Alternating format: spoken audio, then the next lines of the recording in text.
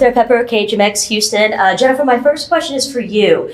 Your character had a very strong balance and a very large arc in her character that she had two major accomplishments in the movie. One was becoming the ranger that she always wanted to be. The other was her moment where she allowed people in.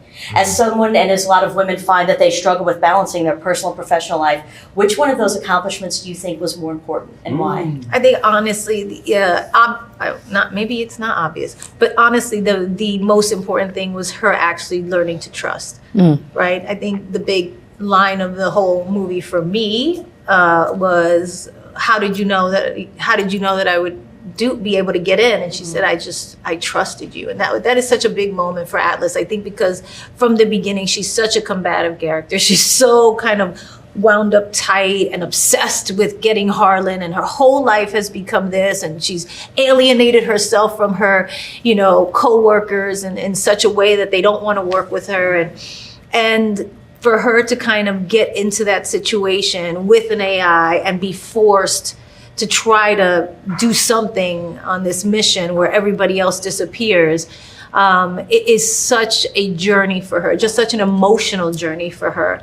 And really why I wanted to do the movie, because I think as people, we all are dealing with trauma from when we were younger that we have to undo as our patterns as we get older. And really learning, having somebody affect you in that way. And I think the two of them, Atlas and Smith, really go on this journey and teach each other to be just a little bit more human, one to the other. Joanna Gomez, Miami. This goes for any of you, whichever one of you wants to answer. You just brought up trust, though. There's such a distrust when it comes to AI right now. It's everywhere you read and you go. And this movie kind of touches on that as well. Was that done on purpose to make us all think and to maybe start up that conversation?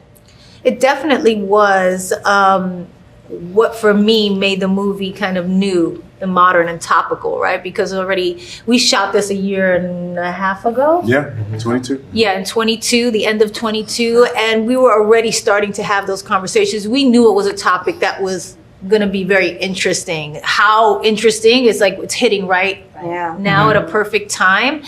But for sure, I am as a producer and as an actor, always looking for stories that really are relevant in the moment. You kind of do want to tell the future. We've always done that with art. We kind of forecast the future, or we're looking to the future of like, these are the things that are going on in society right now. Let's talk about them. Let's explore them. Let's see how as humans we're going to deal with all of these things. And I think that's why the movie was also interesting to me. Besides the kind of beautiful core love story between Atlas and Smith, it was also about the subject matter being something that was very relevant right now.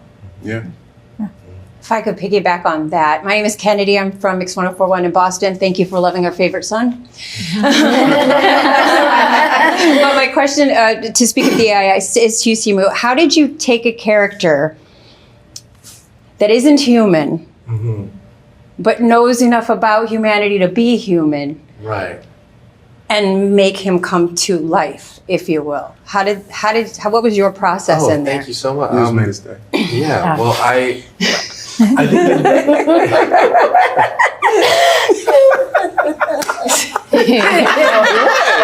think I really appreciate that question.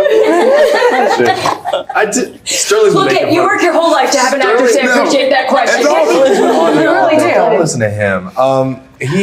So in building Harlan from the ground up, I mean, I thought it was it was a fun opportunity to get to play the villain of a movie. It was an opportunity to build something that wasn't human, or that really didn't quite fall, like it didn't cross the uncanny valley of humanity.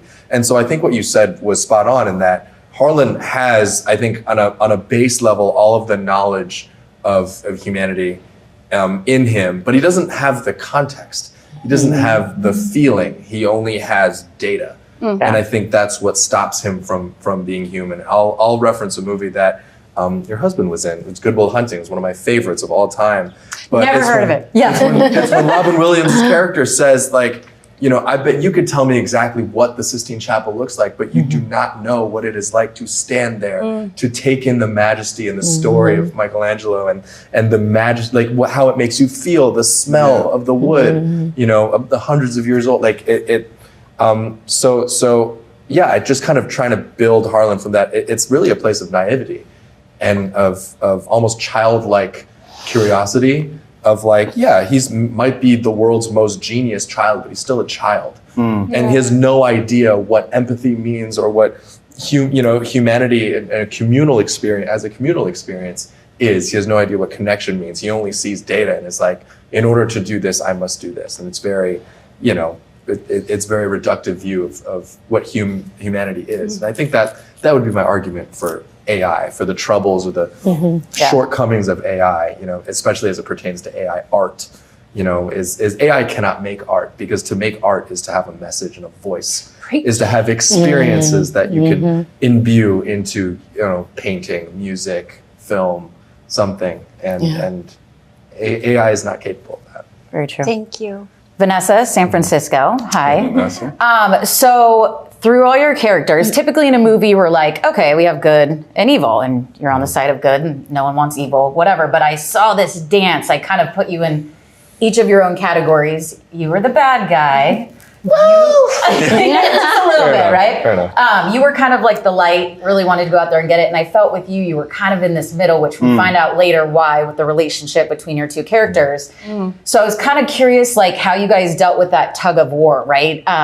Because we know you've got this very much love-hate relationship between the two of you.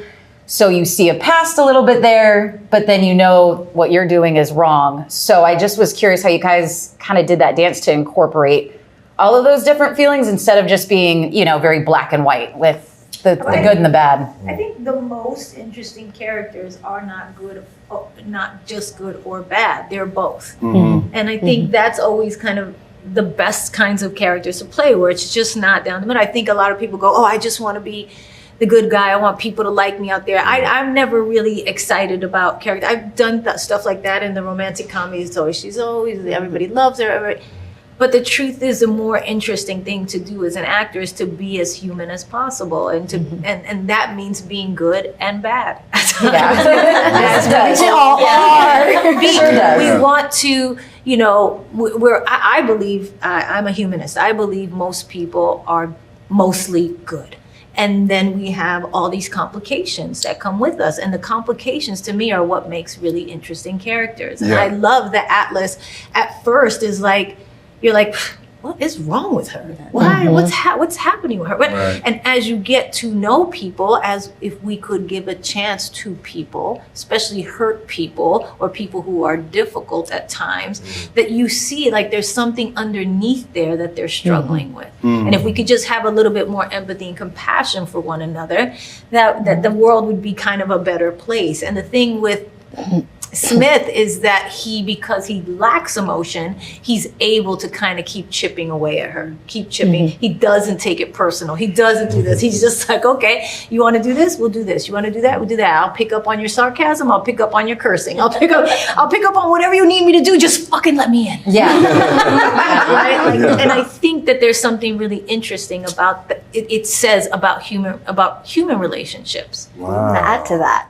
Well, you just said because he doesn't take it personal. Like most people would be like, well, you keep pushing me away. Ultimately, I'm just going to leave. Right. And Sterling, your character in the movie, Banks, is just like, the first time he gets in contact with her, he's like, okay, bye-bye. Yeah. You know what I mean? And that's the reaction she gets from most people all the time. Yeah. Because they just don't want to see that her intention is good, except, Booth kind of a little bit has a little bit, because we had a backstory that maybe they had a relationship, which is not in the movie now, but it definitely kind of informed that there was something that he has a little bit more compassion for. We made him more of a mentor to her, but there's definitely that thing of like people not being taking things so personally all the time instead of listening empathetically. patience. Yeah. One of the 4 agreements. Yeah. That's interesting. Yeah. Karina Delgado from Washington, D.C. Continuing on the conversation about the childhood traumas and us seeing that was that inner child wound was really sort of the origin story or point rather for Harlan. I recently watched your documentary and then also the This Is Me Now, and there are so many similar themes to that inner child wound, the work that's being done, which, by the way, incredibly like vulnerable and courageous, and I loved it. Thank you.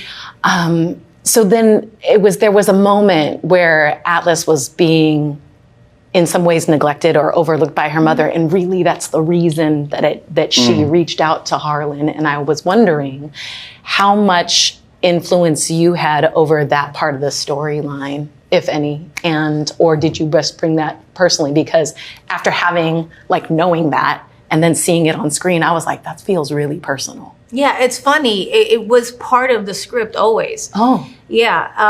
My own This Is Me Now, which is more of a healing journey than anything, which is what I love about that project. But this was really about, and I think, again, it's like the things that you're drawn to. I was probably drawn to it because of the fact that I've been on that healing journey for myself for a long time.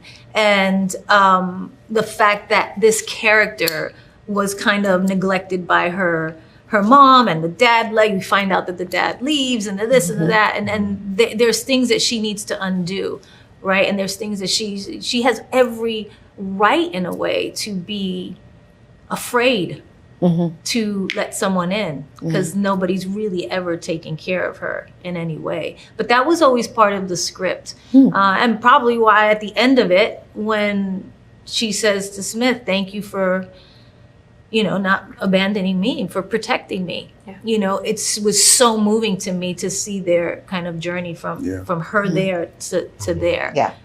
It's like the love story is not just between Atlas and Smith, but also between Atlas and young Atlas and herself. Yeah. How difficult was it for you guys on set having to actually act because of all of the technology and how different everything is now? Completely different from what it was filming 5 years ago, because it's been helpful, but probably very different. And your cast, this is it. Yeah. Not a lot of people. Let's be real. This is it. It's funny. We do so much green screen now. And that's so much different. Like This Is Me Now was all green screen, mostly green screen. This movie, Atlas, all green screen. So you're just. You as an actor, it's kind of a new challenge, right? It's a new challenge to kind of really create all of these ideas in your head, and to really portray any sort of emotion is a new challenge as an actor. You just have to kind of go with it. Yeah, you're talking to a voice the whole time, essentially. Right. You're interacting with. Oh no, it's a one woman show for 7 weeks. Brutal. That I thought was going to be so easy. Amazing. I was like, this is going to be so easy. We fell in love with Smith. I know. Totally. Smith is really a cancer, but Yes. Everybody wants a guy who's personal. You just want a man who will listen. That's amazing. A little bit funny when he needs to be. He doesn't ever get angry at you. Yes. Do those exist? Not really. Smith is the next step up from Wilson. It is a little bit. You know who's always a little bit gravity. Ken is not offensive. Ken is always there. Ken is always listening. Ken is, by the way, doing that Barbie to this. And Ken gets friend zoned real fast. Ken does get friend zoned. No. Ken might be too nice. I don't know. Ken might be too Okay, I mean, to that point, but for you as well, from American fiction to science fiction, that's bridging that distance.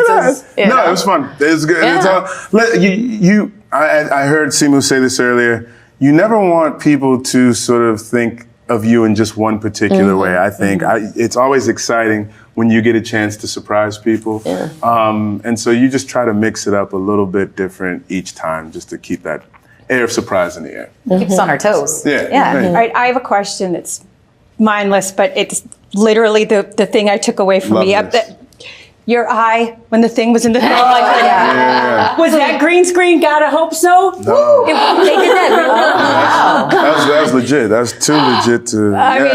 Some of your moments were so big. You got to have action. You got to have moments. But then some of them were covered in prosthetics, and it was just right here, the two of you looking at each other. And that Yeah. was really amazing, but I will forever have a Clockwork Orange That thing was for it. my Clockwork Orange moment. And our producer's dad is an optometrist, and he came to fit me for the thingamajigger. Oh. And I was like, this is not comfortable at all. But then he sort of anesthetized the eyeball, and then I could do it for a little while. And we did that whole thing. I was like, guys, let's knock this shit out real fast. About 5 or 6 minutes, and thankfully we got it done. Yeah, the balance of, I mean, it's an action film. You're like sitting there, you're kind of on the edge of your seat, but the humor that comes from Smith. Yes. And then when I don't know, like the spoilers here. I know what you're saying. Okay, at one point I like looked at Talking her, I'm about all, no Pilates. way. And then you go, it's the Pilates. And I'm like, see, this like balance of it's intense and it's war and, Yeah. you know, We're fighting sharing for napkins to humankind. cry, but we're laughing But at we're the laughing, same yeah. And then you time. come through with the Pilates stuff. Yeah. Like it was just so well done. The balance of that, Thank you I very really much. liked it. You guys did so good with that. Yeah. Appreciate Brad it. paid you guys a wonderful compliment. He Yes. said, especially he said, Jen, to you, Yeah. that you're so intuitive that he kind of let you guys just be and do what you needed to do because he saw you for the talent that you guys are and what you bring to the table. How freeing is it for you guys to work with a director that says, do what you need to do so we can get this done? It's nice. It's really It's nice. It's great. No, it's a gift. But he was also very clear, make no mistake, of what he wanted in each Sure. moment. He was like, nope, this is what's happening right now. Right, You at this need to joint think, this is going to storyboarded come to right them, toward like, you, or this is yeah. going to happen, or right now what's happening between you and Sterling is this, Yeah. or right now what's happening here. Because there was a lot of imagination, and he had to know Yeah. everything Every that single was cut. happening in every moment. And he really had it mapped out Yeah. so clearly that it was easy for us to just do what we There's freedom within form. Like when you have Yeah. that roadmap so clear, you're like, Right. okay, these are the train tracks. I got this room to play inside these train tracks. Yeah. Just don't That's it. jump the track. Yeah. Yeah. So Thank you. We got wrapped. Oh, okay. Really quickly, Met Gala, Monday. Yes. How excited are you? I am excited. I'm excited about Bad it. Bunny is Yes, Bad joining you? Bunny and Zendaya. We're going to be hosting, and Chris Hemsworth, Yeah. along with Anna, and so I think everybody's excited. It's always a fun night. Yeah. Well, congratulations. Thank Yes. you. Thank It you really guys was for so great. having Yeah, me. it was awesome. It was Great. really good. It's good to see you guys. You guys as Really well. fantastic. Thanks for giving us the time. We We appreciate it. really do appreciate it. I know it's been a long Yes. day. Oh, yeah.